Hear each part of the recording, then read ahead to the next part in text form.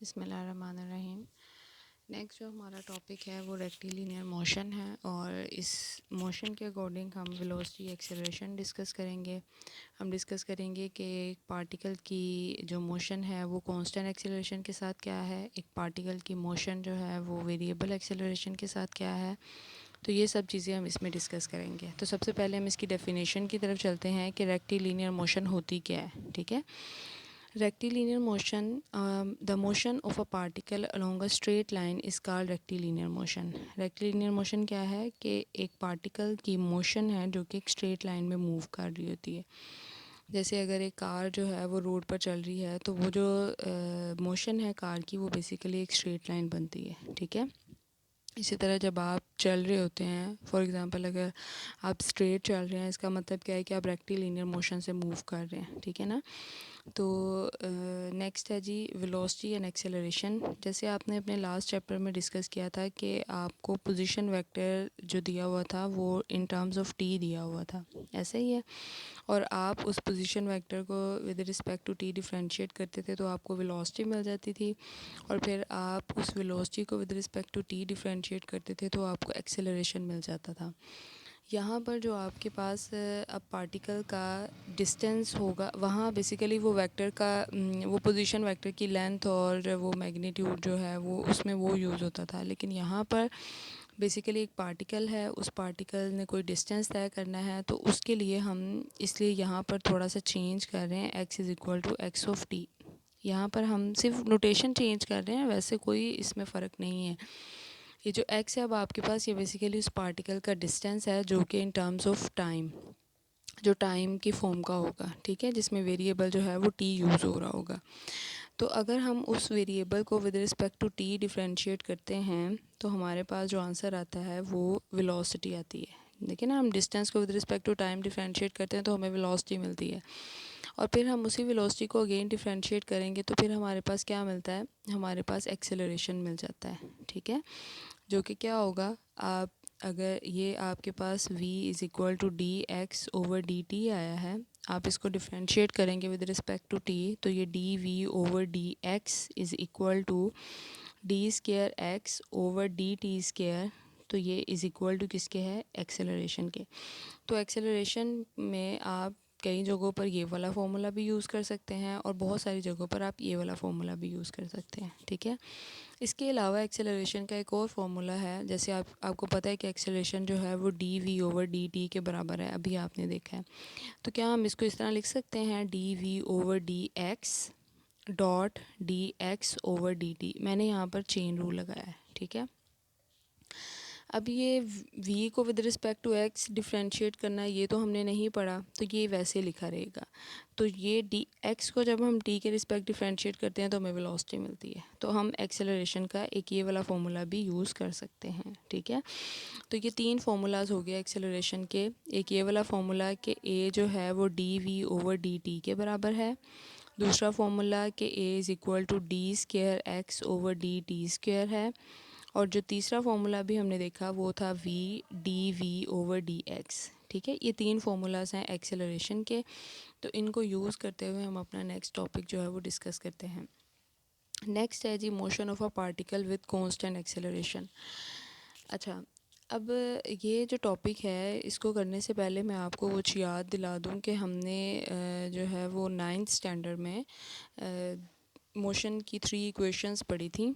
ठीक है, उन इक्वेशंस में जो एक्सेलरेशन होता है ना वो कांस्टेंट कंसीडर किया जाता है। तो अब अगर हम अपनी इन फार्मूलाज़ को जो अभी हमने एक्सेलरेशन के और वेलोसिटी के फार्मूलाज ड्राइव किए हैं उनको यूज़ करते हुए अगर हम उन 3 इक्वेशंस को निकाल लेते हैं, इसका मतलब हमारा जो एक्सेलरेशन है वो कांस्टेंट है, और पार्टिकल इन 3 लीनियर इक्वेशंस या जो भी हम यहाँ पर इक्वेशंस निकालेंगे, इक्वेशन ऑफ मोशन, उसके अलोंग मूव उसकी तरह मूव कर रहा है। ठीक है, तो motion of a particle with constant acceleration, consider a particle moving along a straight line.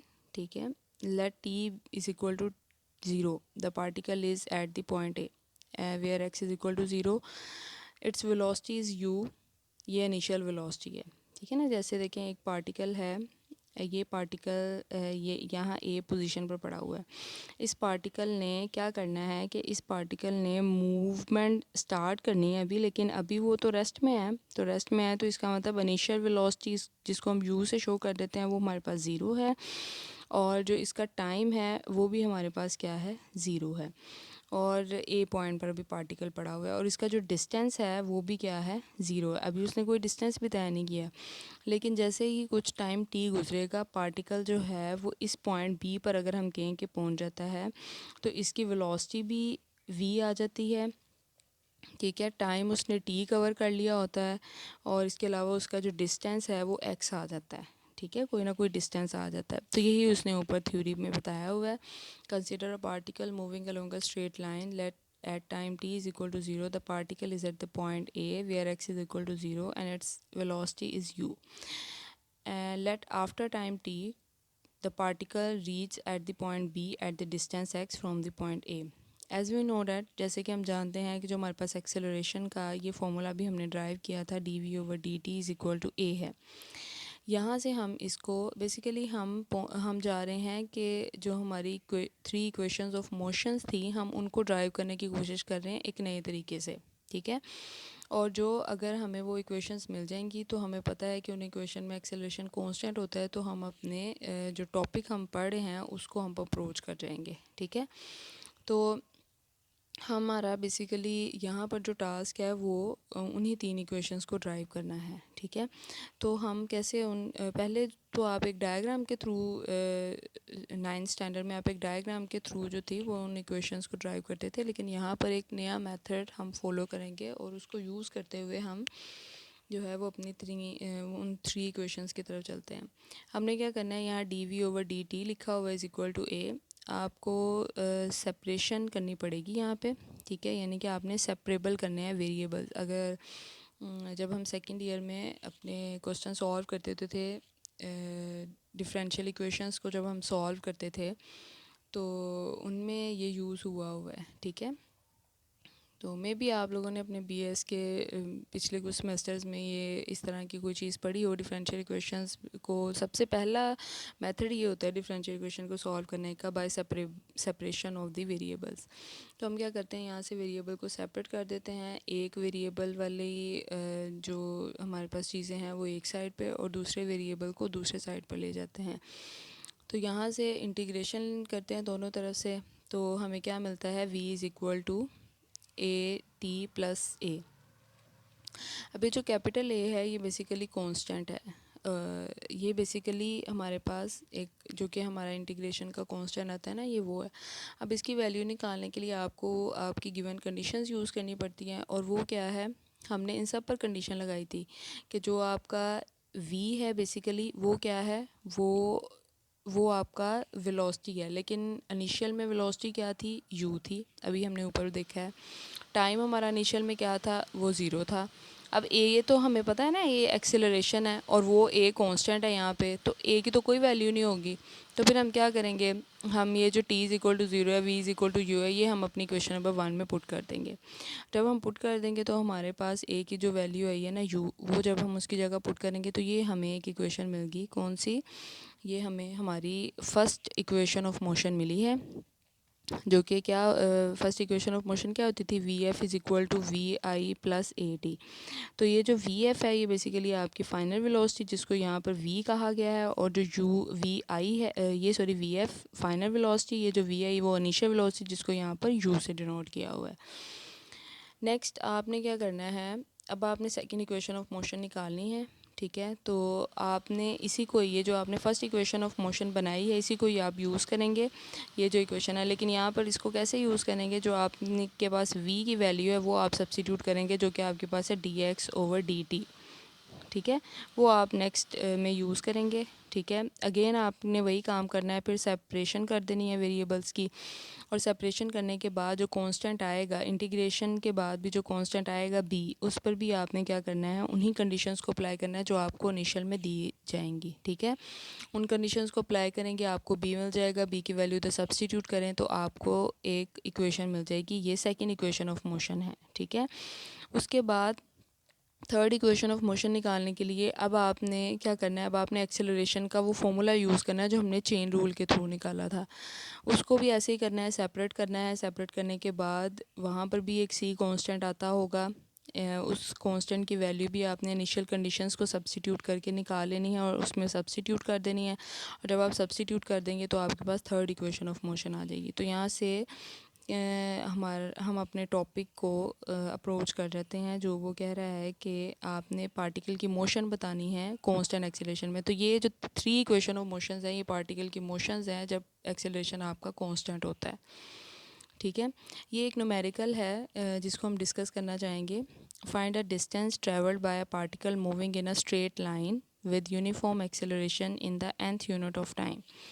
आपने डिस्टेंस निकालना है पार्टिकल का जो कि मूव कर रहा है स्ट्रेट लाइन में, जिसका एक्सेलरेशन यूनिफॉर्म है, चेंज नहीं हो रहा। ठीक है, और आपने जो डिस्टेंस निकालना है वो nth यूनिट ऑफ टाइम में निकालना है। अब nth यूनिट ऑफ टाइम का क्या मतलब है यहाँ पे? फॉर एग्ज़ाम्पल, अब ये मेरे पास एक पार्टिकल का डिस्टेंस है। ठीक है, उसने इस टाइम पर इस टाइम पर इस टाइम पर इस टाइम पर इस टाइम पर उसने यहाँ से 1 सेकंड ले लें, ये 2 सेकंड है, ये 1, ये 2, ये 3, ये 4, ये 5 सेकंड्स। अगर पार्टिकल ने 1 सेकंड में इतना फासला तय किया है, 2 सेकंड्स में उसने यहाँ से यहाँ तक किया है, 3 सेकंड्स में यहाँ से यहाँ तक किया है, 4 में यहाँ से यहाँ तक, और 5 सेकंड्स में उसने यहाँ से यहाँ तक किया है। लेकिन वो अगर आपसे सिर्फ फिफ्थ का डिस्टेंस पूछे, सिर्फ फिफ्थ का, ठीक है, तो वो आप कैसे निकालोगे फिफ्थ का डिस्टेंस?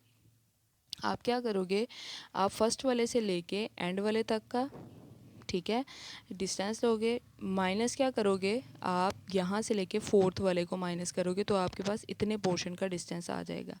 तो यही हमने यहाँ पर करना है। कैसे करेंगे हमने अपनी second equation of motion use की डिस्टेंस निकालने के लिए। ठीक है, क्योंकि आपके पास जो है वो यूनिफॉर्म एक्सेलरेशन है ना, यानी कि एक्सेलरेशन कांस्टेंट है, तो आपको अब समझ आ जाएगी कि आपने कौन सा फॉर्मूला यूज़ करना है अपने क्वेश्चन को सॉल्व करने के लिए। ठीक है, ये आपको खुद अपनी स्टेटमेंट्स को समझ कर देखते हुए आपको समझ आएगी कि आपने अपने न्यूमेरिकल को सॉल्व करने के लिए किस तरह का फॉर्मूला यूज़ करना है। ठीक है, तो यहाँ पर चूँकि मैंने डिस्टेंस निकालना है, तो मैंने जो सेकंड इक्वेशन ऑफ मोशन है उसमें डिस्टेंस के लिए x यूज़ हो रहा है, तो मैं ये वाली इक्वेशन यूज़ कर सकती हूँ। ठीक है, तो मैं इसको यूज़ करूँगी।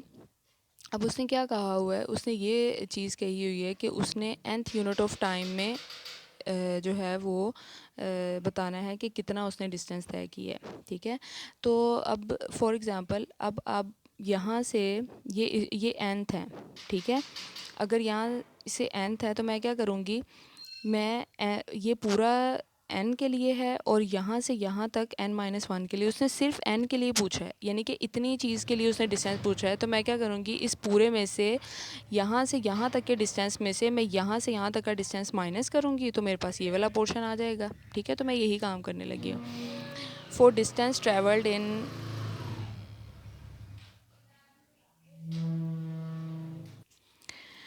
जी, for distance travelled in n seconds put t is equal to n in 1।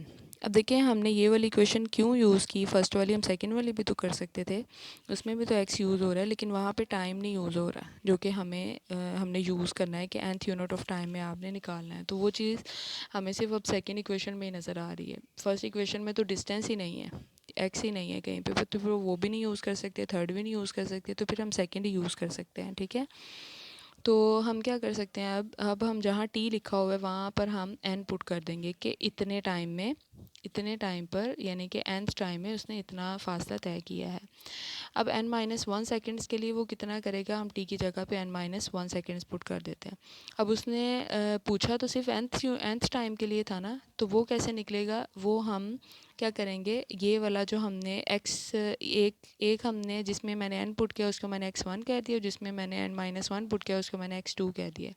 तो डिस्टेंस कैसे निकलेगा, अगर हम बड़े में से छोटे को माइनस कर दे, तो बड़ा मेरे पास x1 है, छोटा मेरे पास x2 है, तो मैं इसको जो मेरे पास दोनों x1 और x2 की वैल्यूज़ थी उनको मैं इनकी जगह पे रखूँगी, मज़ीद सिंप्लीफाई करूँगी, तो ये मेरे पास जो है वो डिस्टेंस आ जाएगा।